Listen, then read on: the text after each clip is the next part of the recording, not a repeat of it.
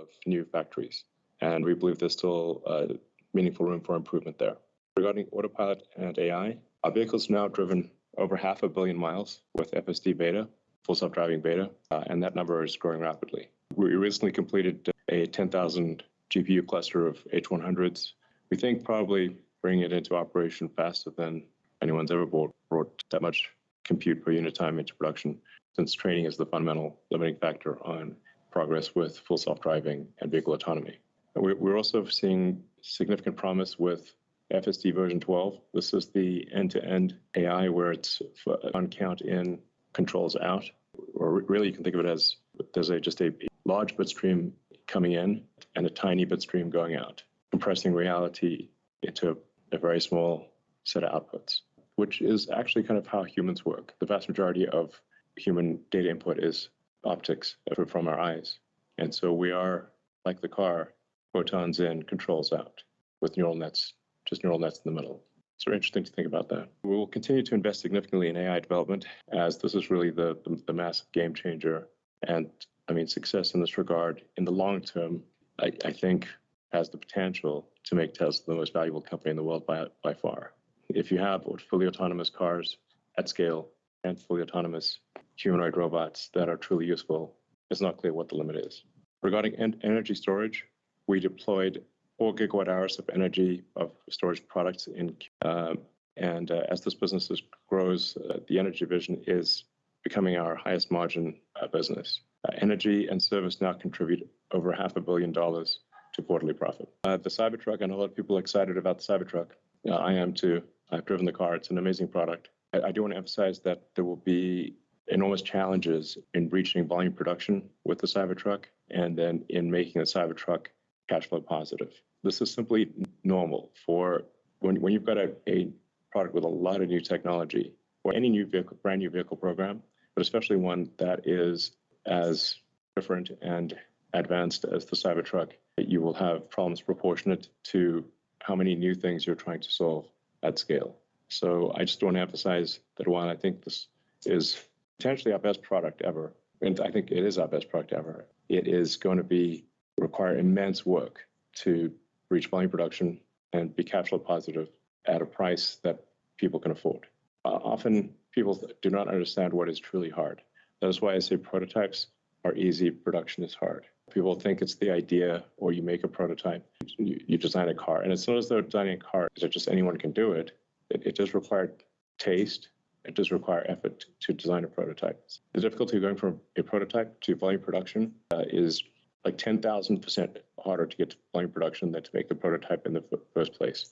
And then it is even harder than that to reach positive cash flow. That is why there have not been new car startups that have been successful for 100 years, apart from Tesla. So, I just want to temper expectations for Cybertruck. It's a great product, but financially, it will take, a year to 18 months before it is a significant positive cash flow contributor.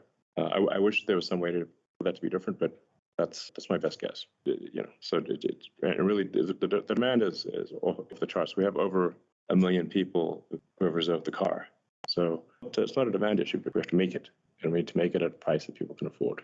Insanely difficult things. In conclusion, we continue to focus on ramping production while maintaining positive cash flow, and we continue to expect to have around 1.8 million vehicle deliveries, as stated earlier this year.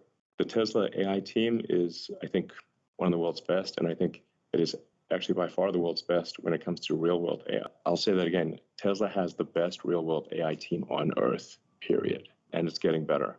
And lastly, I wanted to thank all of our employees who are making a lot of extra effort during uncertain times. Thank you very much for your hard work and the impact that you're making.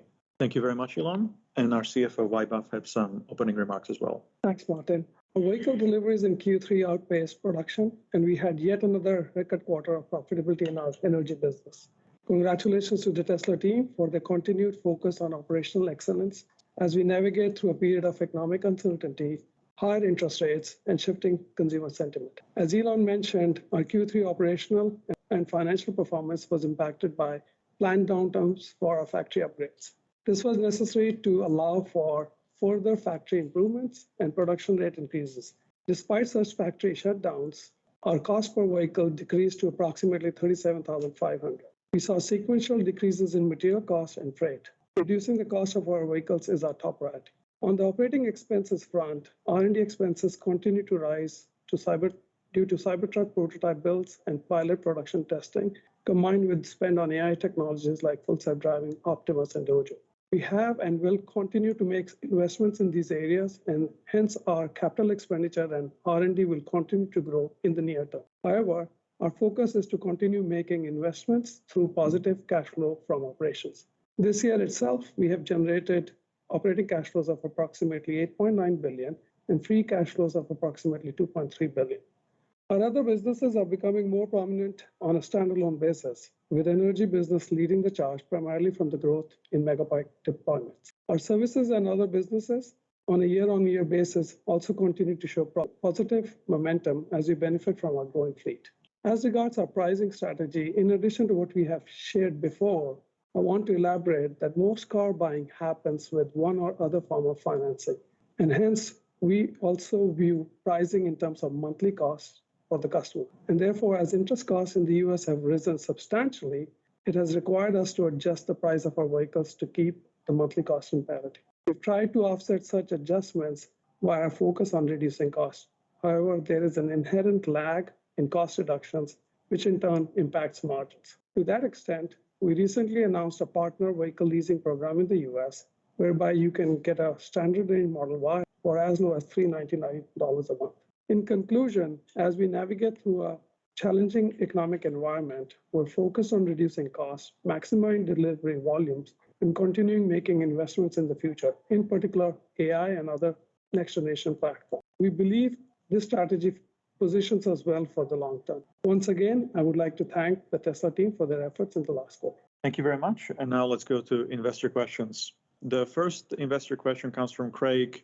How many Cybertruck deliveries do you anticipate for 2024? It's difficult to make an accurate guess at this point. Going back to what I said earlier, that the ramp is going to be extremely difficult. And like I said, there's no way around that. If we just try to do some copycat vehicle design, of which there are literally 200 models that are slight variations on a theme in the combustion engine world, distinctions without a difference, then it's really not that hard. But if you want to do something radical and innovative and something really special like the Cybertruck, it is extremely difficult because there's nothing to copy. You have to invent not just the car, but the way to make the car. So the more uncharted the territory, the less predictable the outcome. Now, I can say that if you say, well, where will things end up? I think we'll end up with roughly 250,000 Cybertrucks a year. And I don't think we're going to reach that output rate next year. I think we'll probably reach it sometime in 2025. That's my best guess. Thank you. The second question is, can you provide a progress update on the 4680 cell, particularly progress towards performance improvements and cost savings outlined on Battery Day? Thank you. Sure thing, Martin. 4680 cell production in Texas increased 40% quarter over quarter. Congrats to the Texas team for producing their 20 million cell off of line 1. Texas is now our primary 4680 facility. We're heavily focused on quality. Scrap is down 40% quarter over quarter. With the increased volume and yield improvements, cell costs consistently improved month over month within the quarter, although we have a lot more work to do to achieve our steady state goals. That is our priority. The Cybertruck cell, with 10% higher energy than our Model Y cell, started production on line 2 in Texas. This quarter, we convert to building 100% Cybertruck cells to simplify and focus the factory as we ramp all 4 lines in phase 1 over the next 3 quarters. Phase 2 of the Texas 4680 facility is currently under construction. The additional 4 lines incorporate further capital efficiencies over phase 1, and our target is for them to start producing in late 2024. Lastly, in Cato, to enable large-scale pilot runs of our next-generation cell designs, Cato's long-term goal is to be the launch pad for new cells, 1 generation ahead of our mass production facilities, enabling faster iteration and smoother ramp-ups of new designs. Thank you. The next question from institutional investors, could you please provide an update on capacity expansion plans for companies' factories in Berlin and Austin, and the opening schedule of Gigafactory in Mexico? Berlin and Austin factory, the current priority is actually maximize the output from our existing lines by laser focus on efficiency improvements. As always, maintaining a high quality and reducing per unit cost will be as critical as growing the production volume. For Mexico, we're working on infrastructure and factory design in parallel with the engineering development of the new production that will be manufactured there. That's all I can share for that. In Mexico, we're laying the groundwork to begin construction and doing all the long lead items. But I think we want to just get a sense for what the global economy is like before we go full tilt on the Mexico factory. I'm worried about the high interest rate environment that we're in. I just can't emphasize this enough that the vast majority of people buying a car is about the monthly payment. And as interest rates rise, the proportion of that monthly payment that is interest increases naturally. So that's, if interest rates remain high, or if they go even higher, it's that much harder for people to buy the car. They simply cannot afford it. So, and we are tracking, I believe, at this point for Model Y to be the best-selling car on Earth, but not just in revenue, but in unit volume. If you compare that to the other vehicles that are, number 2 and number 3 and whatnot, they cost much less than our car. So, we're just hitting law of large numbers situations here. I know people want us to advertise, and we are advertising. I think there is something to be gained on the advertising front. I don't think it's nothing, but giving people of a car that is great that they cannot afford doesn't really help. So that is really the thing that must be solved, is to make the car affordable, or the average person cannot buy it for any amount of money, or they simply can't afford it. They can't afford it. So this is a big deal. Thank you very much. The next question is, when do you expect Model 3 Highland to be available in the US? I just wanted to address that, unfortunately, we don't answer product-related questions and tanks on earnings calls, so let's go to the next one. Current sell-side consensus assumes that Tesla will deliver 2.3 million vehicles in 2024, representing 28% growth versus 2023 guidance. Is this growth rate achievable without any mass market launches in 2024? And when does Tesla expect to return to its 50% long-term CAGR? Thanks for the question. When we look at 2020, there are a lot of moving pieces. Elon just talked about what is happening in the economic environment. So we're focused on growing our volumes in a very cost-efficient manner and are carefully reviewing all our options, and we'll be able to provide a much more meaningful update at our next earnings call. Yeah, I mean, the risk of stating the obvious, it is not possible to have a compound growth rate of 50% forever, or you will exceed the mass of the known universe. So, but I think we will grow very rapidly and much faster than any other car company on Earth by far. Thank you. Next question is, do you have an approximate timeline in mind for the Robotaxi, driven or non-driven? What excites you most about how this project is progressing? Well, the Robotaxi is necessarily non-driven. I guess I'm very excited about our progress with autonomy. The end-to-end, nothing but nets, self-driving software is amazing. It drives me all around Austin with no interventions. So, it's clearly the right move. So it's really pretty amazing. And obviously that same software and approach will enable Optimus to do useful things and enable Optimus to learn how to do things simply by looking.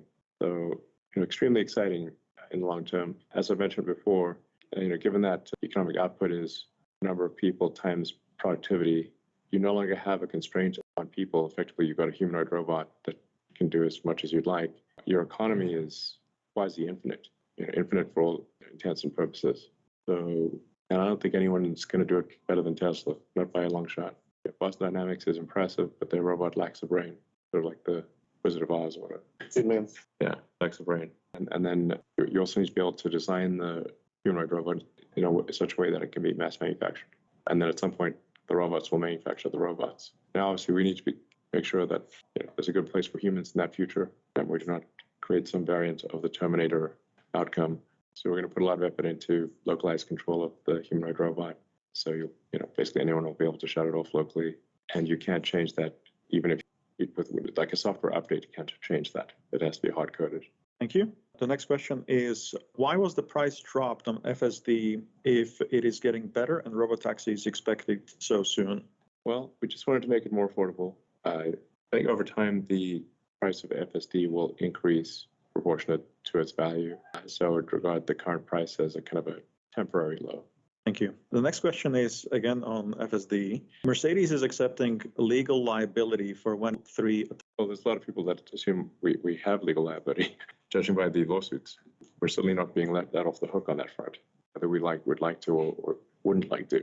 I mean, I think it's important to remember for everyone that Mercedes' system is limited to a few roads in Nevada and some certain cities in California. It doesn't work in the snow or the fog. It must have a lead car, marked lanes, only 40 miles per hour.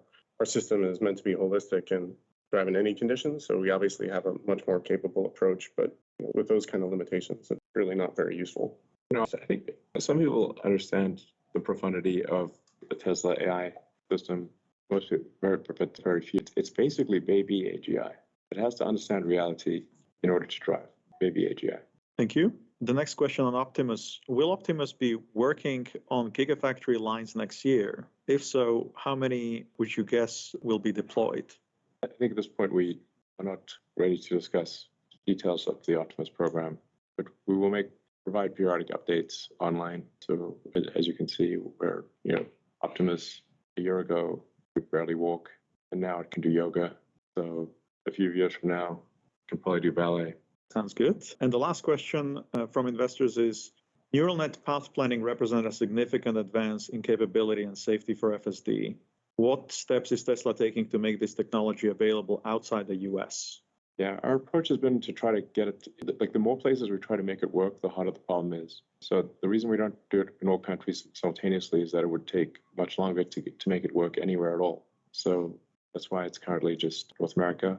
And also for most parts of the world, you have to get approval before deploying things, whereas in the US, you can deploy things at risk, or at least you can take liability for what you deploy.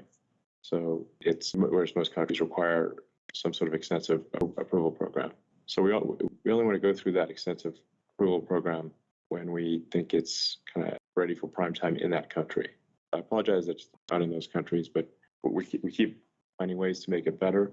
And it needs to drive such that it exceeds even unsupervised, significantly exceeds the probability of injury of a human. We're significantly better, low rate of injury than a human by far. I think we're tracking to that point very quickly. Obviously, in the past, I've been overly optimistic about this. The reason I've been overly optimistic is that the progress tends to sort of look like a log curve, which is that you have kind of rapid initial improvements, that if you were to extrapolate that rapid, fairly linear rate of improvement, you get to self-driving quite quickly, but then the rate of improvement curves over logarithmic loss to asymptote. That's now happened several times. I would characterize our progress in real-world AI as a series of stacked log curves.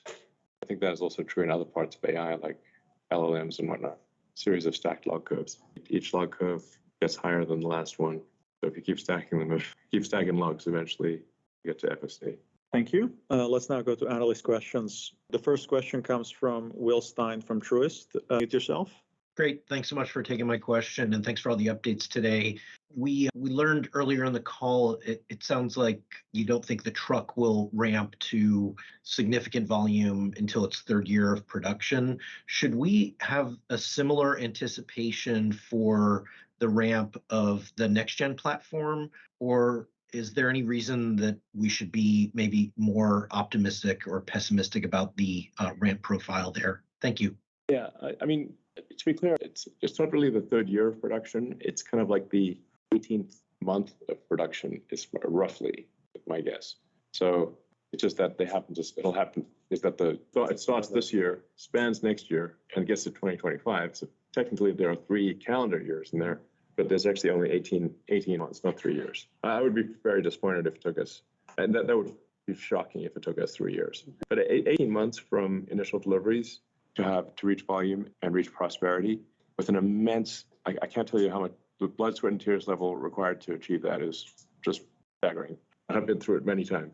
And here we go again. Similar path for the Nextgen platform?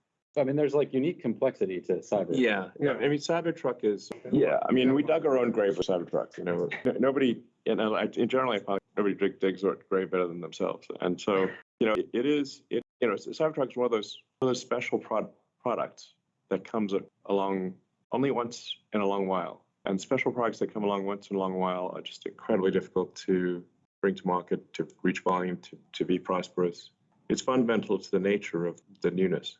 Now, the sort of high volume, low cost, smaller vehicle is actually much more conventional. Yeah, in terms of like the technologies we're putting into it, we didn't have to invent how to bend full hard stainless steel or have mega 9,000 ton castings or the largest hot stamping in the world or new high voltage. Quite in the same way as the Cybertruck. I think it will be quite a fast ramp. So as Lars was saying, we're doing everything possible to simplify that vehicle in order to achieve a units per minute level that is unheard of in the auto industry. Yeah, I mean, the simplification makes it easier to automate. It also makes it lower cost. It's intrinsically lower cost. Just to be clear, it'll be cool, but it's utilitarian. It's not meant to be, fill you with awe and magic. It can get you from A to B. It'll be still beautiful, but it's utilitarian. It's a utility.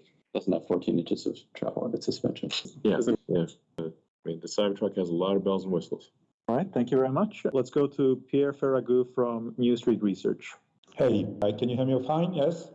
Yes. Hey, I have a follow-up question on FSD and pricing and adoption. So I agree with you that as FSD improves, we should see its value increasing. But I guess like the ultimate value of FSD, which is to be able to handle like a robotaxi, is not going to necessarily interest everybody. And you have a bit of a degraded version that would be like a chauffeur service where the car drives by itself, but you still have to be in the car and around. And then there is like the hands-on version of the service. And I guess, there should be like much lower cost, lower feature kind of variants of the service that could have a very large penetration on your install base and more expensive one that would remain at a lower penetration level. So I'm just wondering if you're taking that. And last but not least, like the simplest FSD are available and are going to work from a technical perspective probably before like the ultimate robotaxi version can work, if ever. And so I'm wondering how you take that into account in how you're thinking like the financial contribution of FSD over time and whether you could evolve your pricing along that kind of tiers to increase adoption. Yeah, I mean, a fully autonomous vehicle, I think here you in a positive way. When you look at passenger vehicles today, they only get about 10 to 12 hours of usage per week. That's, if you drive an hour and a half a day on average, that's roughly 10 hours a week out of 168 hours. And then there's also, you got to have parking and insurance. You got to take care of the car. It's like there's a lot of overhead. So, I mean, it's like the economics of the system are just insanely positive, given that the car, like all of the cars we're making and have made for a while, we believe are capable of full autonomy. So then if you're able to, say, increase the utility of that car by a factor of 5, which still only means that it's being used for maybe 50 hours a week out of 168. So you're still assuming that still assumes less than a third of the week is doing something useful. Increase the value of that by 5, but it still costs the same. Like you have something, then we're a hardware company with software margins. Pierre, do you have a follow-up? Yes, I'll have actually a follow-up on a different topic for you, Vaibhav, if that's okay. It's about like your gross margin in the quarter. Could you give us a sense of in how the gross margin evolved sequentially? How much was the impact of idle costs? How much was like the sequential benefit, I imagine, of production ramping at Berlin and Austin? And then I saw like this massive jump in energy storage, very strong positive surprise. So if you can give us the background on that and tell us, how we should think about that gross margin going forward.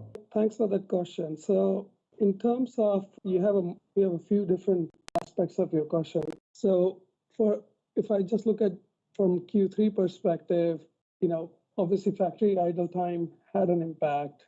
It did impact by, I won't give you the exact percentage, but it had decent impact for the quarter. And, when you look at the other pieces which we're trying to do, we did see certain of our other factories ramping up pretty well, right? And they actually contributed pretty well to the margin for this quarter. In fact, one of the factories pretty close to, in terms of per unit costs, to where we are for one of our other established factory, which is Fremont. So that was a positive in the quarter. And when it comes to energy margins, mega deployment was the key driver there. And that product has done well. I mean, on the cost curve also, we've been able to do a lot there. But I do want to caution that, Megapack deployments are a bit lumpy. So yes, we had a great quarter this year, but depending upon where we are trying to deploy that product in different markets, you would see periods wherein there would be downward pressure on deployment because of us trying to get the product to that place where. Yeah, product in transit, yeah. Yes. Yeah. Okay, thank you very much. Let's go to Rod Lash from Wolf Research. Rod, feel free to unmute yourself. Thanks. Really nice to see the rate of vehicle cost improvement despite the downtime that you took. You've taken now about $2,000 out of the average vehicle cost over the past year. Can you give us maybe a sense of the rate of improvement that you see from the changes that you alluded to, the factory changes you alluded to? Is there a way maybe to convey the speed of improvement on your existing product from here? And then related to that, can you share the timing of your next gen, the lower priced product that you talked about earlier this year? Yeah, so just in terms of product margins, there are lots of puts and takes when you look into this. There are certain things which we control, and there are certain things which we don't control. We expect that we'll get some benefits from our cost reduction efforts, which are all underway. But on the other hand, we just finished our factory upgrades late in Q3. Some of these factories are still in the early ramp phase in Q4. We're still not up to where we want those factories to be, so they'll impact in the near term. Plus, like Elon mentioned, we're going to be ramping Cybertruck, which is going to be another headwind which we'll be dealing with. On top of all there's overall uncertainty in the macroeconomic environment, which even makes it harder to predict precisely as to where we land. But yes, this is something which, it's an evolving thing which we're observing every day and reacting to it on a daily basis. I would just say that on the cost reduction efforts, like we are unflagging in our pursuit of additional cost downs for 2024. We do have a good pipeline of them and work on both the engineering side and the factory operations side. And, our intention is to maintain or exceed the trend that you saw. We're trying as hard as we possibly can. The timing of the next gen product, can you share that? Not at this time. Okay. And just as a follow-up, obviously price is also a driver of demand, but that's obviously not happening in a vacuum. And you mentioned that, I think you mentioned it at some point during this call, that you're also maybe hitting the law of large numbers on some of your products. Can you just share how you're thinking about price elasticity just at this point and in this macro environment, and any thoughts along those lines? I think that there's very significant price elasticity. I mean, to be totally frank, if our car cost the same as a RAV4, nobody would buy a RAV4, or at least they're very unlikely to. It's worth noting that a lot of these incentives, like the tax credit and whatnot, they're actually very difficult for the average person to access, because most people do not have 10 grand, or even $7,500 burning a hole in their bank account. Large number of people are living paycheck to paycheck and with a lot of debt. They've got credit card debt, mortgage debt. So that's reality for most people. It's sometimes difficult for people who are high income earners, and I'd say high would be like someone who's earning over $200,000 a year, to understand what life is like for someone who is earning $50,000 or $60,000 or $70,000 a year, which is most people. So that, for a lot of people, these tax credits they can't front $7,500 for 18 months, or even 6 months to get for the tax credit, and they actually don't. In some cases, even have that. They don't have $7,500 in taxes. So so it's really just the vast majority of people is how much money do they have to pay immediately and how much per month. That's it. And you can stop right there. And our car is still much more expensive than a RAV4 when you look at it that way. Yeah, one other thing which I'll add, when you look at car buying in general, we're trying to get to the next set of EV adapters. Not an EV adapter, just next. Who wants a great car? Exactly. It's not a, sometimes you get these honestly, I'd say it's somewhat correlates with the why doesn't everyone work from home crowd. I'm this is some real Marie Antoinette vibes from people that say, why doesn't everyone work from home? What about all the people that have to come to the factory and fill the cars? What about all the people that have to go to the restaurant and make your food and deliver your food? It's what are you talking about? How detached from reality does the work from home crowd have to be, while they take advantage of all those who cannot work from home? So I mean, you have to say, like, why did I sleep in the factory so many times? Because it mattered.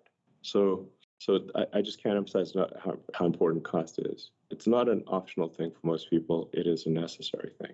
We have to make our cars more affordable so people can buy it. And I keep harping on this interest thing, but I mean, it just raises the cost of the car. I mean, we're looking at an internal analysis, which I know we think is more or less on track.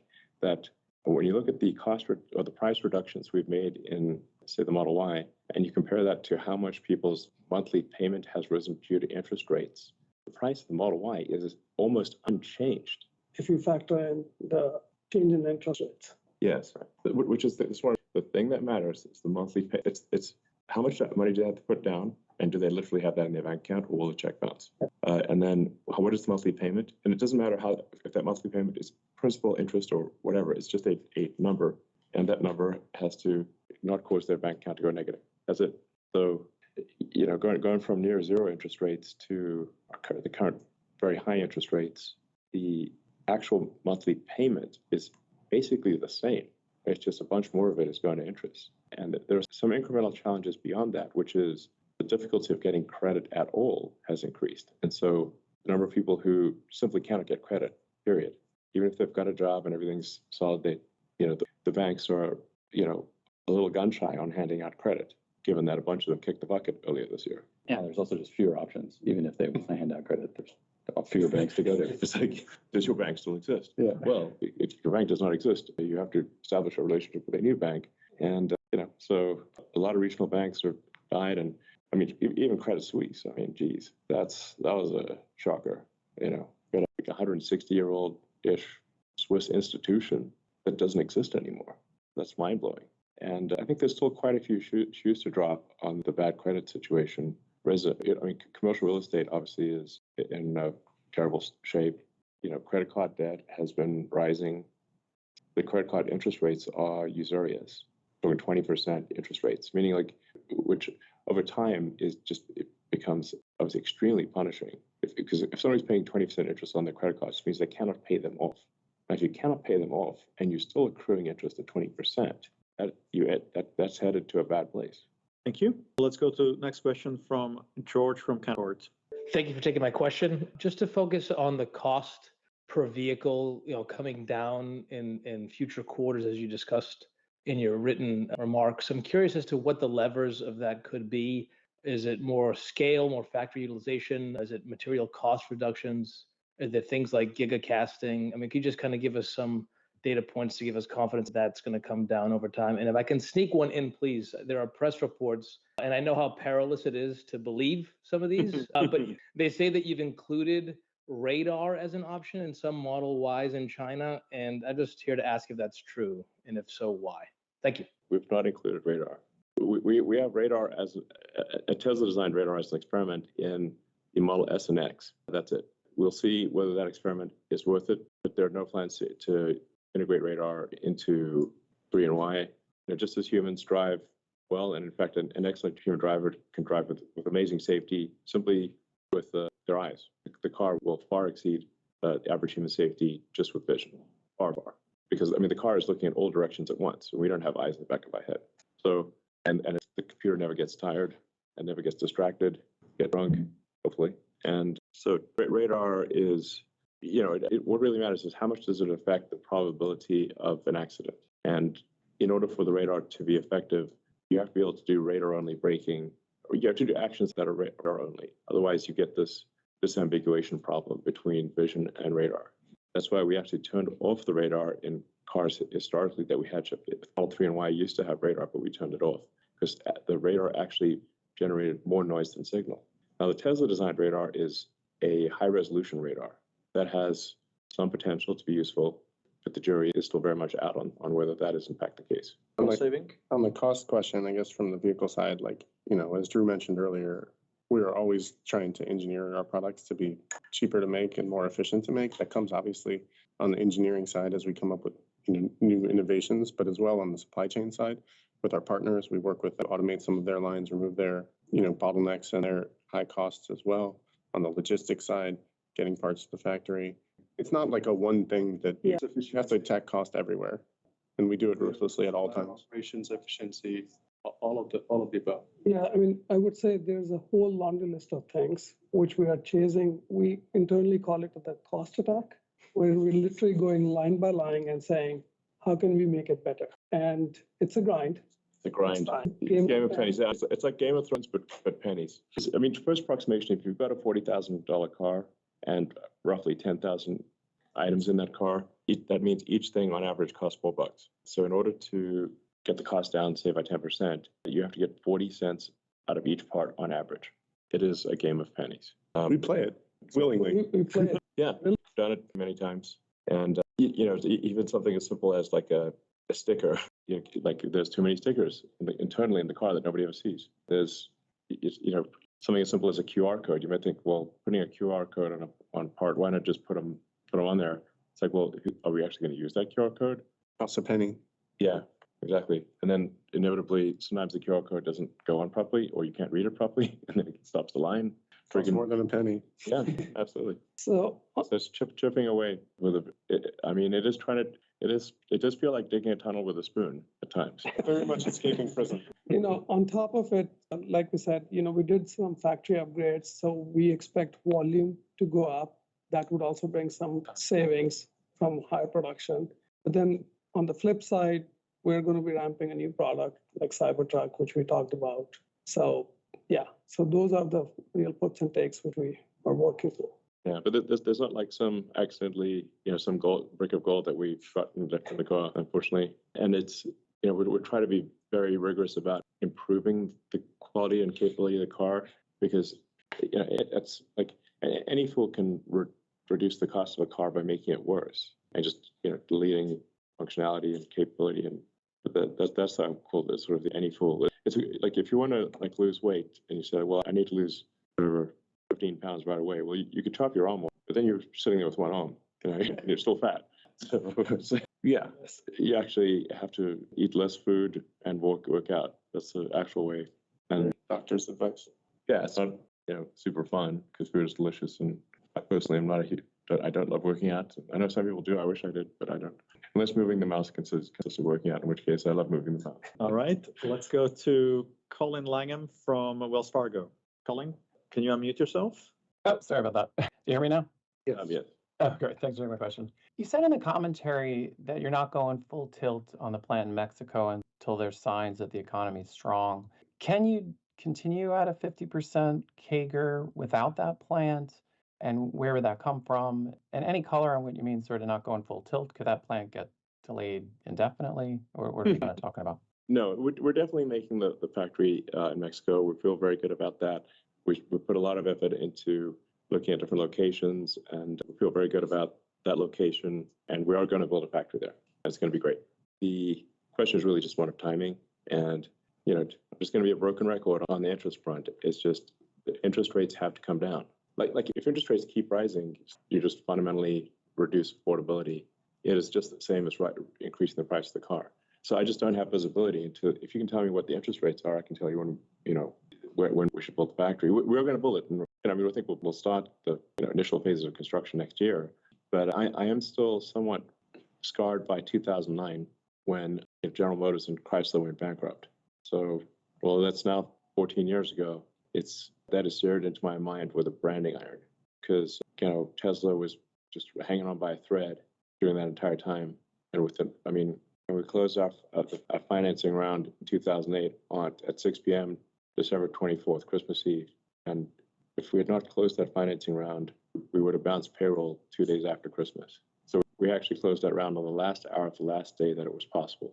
Stressful, to say the least, and then barely made it through 2009. So I'm like, I don't want to be going at top speed into uncertainty.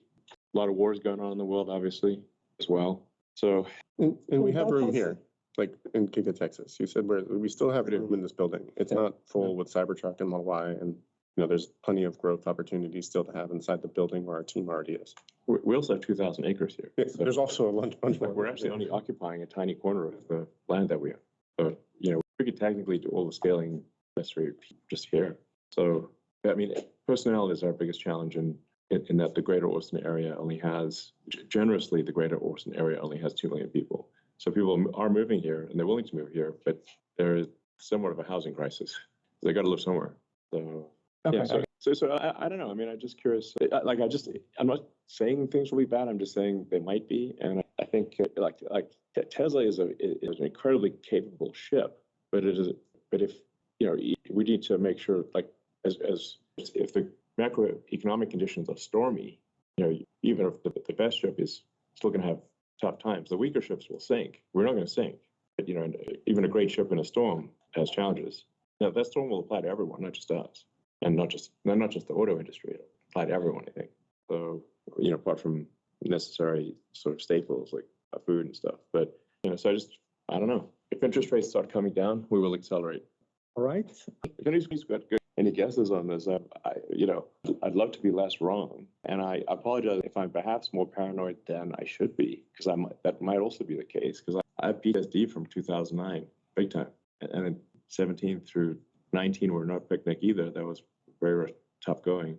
So the auto industry is also somewhat cyclic. It's because people tend to hesitate to buy a new car, and if there's uncertainty in the economy. So it's car companies do very well in good economic times, and they don't do as well in tough economic times. So it's just whereas if somebody's selling bread, then I think they're going to have bread. Yeah, you need bread. You need food all the time, but new car you don't have to have bread. Especially if there are wars going on, and then that impacts your sentiment. Yeah, I mean, if people are reading about wars all over the world, buying a new car tends to not be front of mind. All right. Unfortunately, that's all the time we have today. Thank you very much for all of your good questions, and we'll see you again in 3 months. Thank you very much.